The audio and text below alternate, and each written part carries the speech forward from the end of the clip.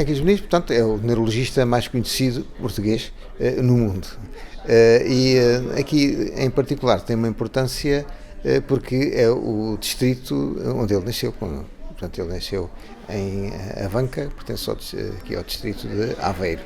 E, portanto, julgo que faz todo sentido. De qualquer maneira, é uma personalidade com múltiplos interesses, tem uma carreira, duas carreiras sobretudo, uma política paralela à de médico até cerca de 1920 e depois toma dois caminhos. Né? Da parte médica, como sabe, chega à angiografia cerebral, inventa a angiografia cerebral, que é um método revolucionário em neurologia, primeiro para o diagnóstico de tumores e depois para o estudo dos próprios vasos.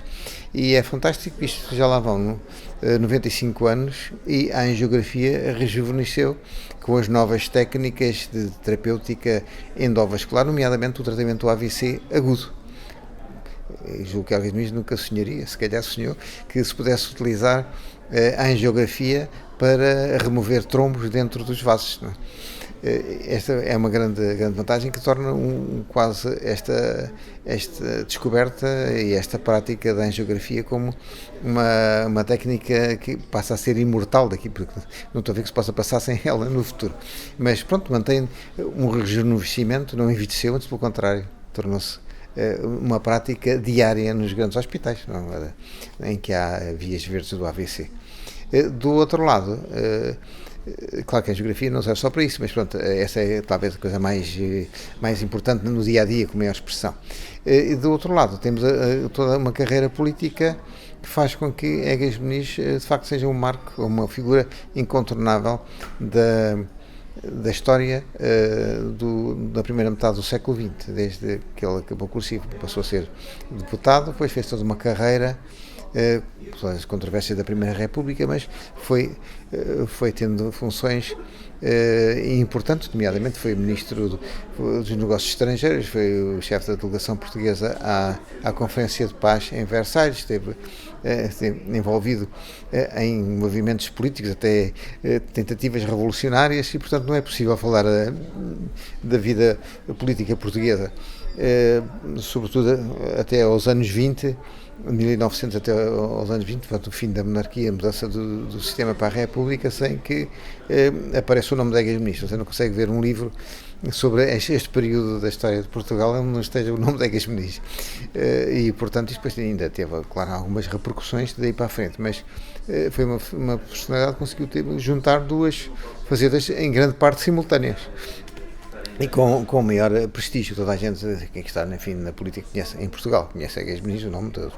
E quem está na medicina, sobretudo nas áreas da psiquiatria, por causa da leucotomia, e depois na radiologia e na neurologia, é evidente que o nome de Egas Muniz toda a gente conhece, porque a obra dele digamos, é patente, deixou um marco importante na história. É evidente, tem que ser interpretado na sua própria época. A leucotomia teve uma época e teve uma utilização que é de respeitar a segunda prática portuguesa. Depois houve aquela deriva do Walter Freeman nos Estados Unidos, que não teve nada a ver com o Egas Muniz e, portanto, queimou a reputação completamente da leucotomia e, por arrasto, do Egas Muniz, quando o Egas Muniz não teve nada a ver com as práticas americanas, nem com as práticas do Freeman, perfeitamente desajustadas e morais, né?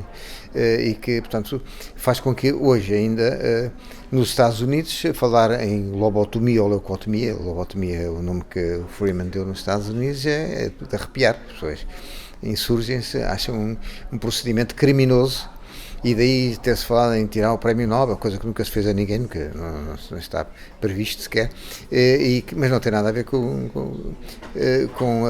o trabalho do Egas Muniz, da ideia de que era, como eu disse há bocado, o livro que ele publicou era tentativas operatórias em certas psicoses. Isto não era para ser uma coisa generalizada, nem feita de uma maneira perfeitamente selvática.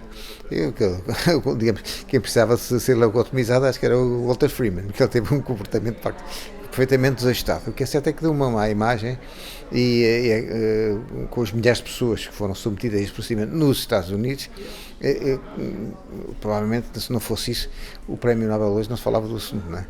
se tivesse sido só feita em Portugal, ou mesmo nos outros países, porque isso foi feito não só em Portugal, foi feito em Portugal, na Itália, na Escandinávia, claro, nos Estados Unidos, mas também no Brasil, no Chile, enfim, na Rússia. Portanto, imensos países praticaram, dentro da vida proporção, estes procedimentos. Agora, a prática do Freeman é que foi perfeitamente selvática e desastrosa, e com isto deu uma má imagem do ex-ministro da Leucotomia, que não tem nada a ver com, de facto, com a prática que ele teve, não é? Eu diria que era uma pessoa genial.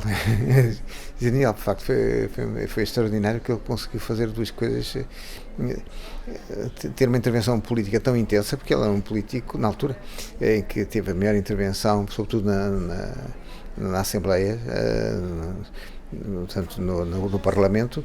Ele era uma pessoa que tinha o dom da palavra, falava muito bem, e é bem documentado para os debates parlamentares, com números, quando era caso de levar números, ele estava perfeitamente informado e fazia as coisas. De facto, era um adversário temível, que estava em oposição a ele. De facto, era um deputado que era respeitado e temido, porque de facto era acutilante, estava bem informado e fazia um trabalho de facto bem feito, tinha o dom da palavra, explicava-se muito bem, era incisivo e perfeitamente claro, e durante todo o tempo que esteve na política. E depois teve intervenções importantes. Foi ele que conseguiu amenizar as relações de Portugal com a Espanha na altura, porque a Espanha era monárquica e via com maus olhos esta ebulição republicana aqui deste lado, podia ser contagiosa, não é? Por outro lado, foi ele que conseguiu restabelecer as relações diplomáticas com a Santa Sé, com os governos do Afonso Costa. Cortou-se as relações com o Vaticano, né? E foi através da Nunciatura Apostólica em Madrid que Egas Menisco, enquanto foi embaixador, conseguiu restabelecer as relações e normalizar as relações com a Igreja, né?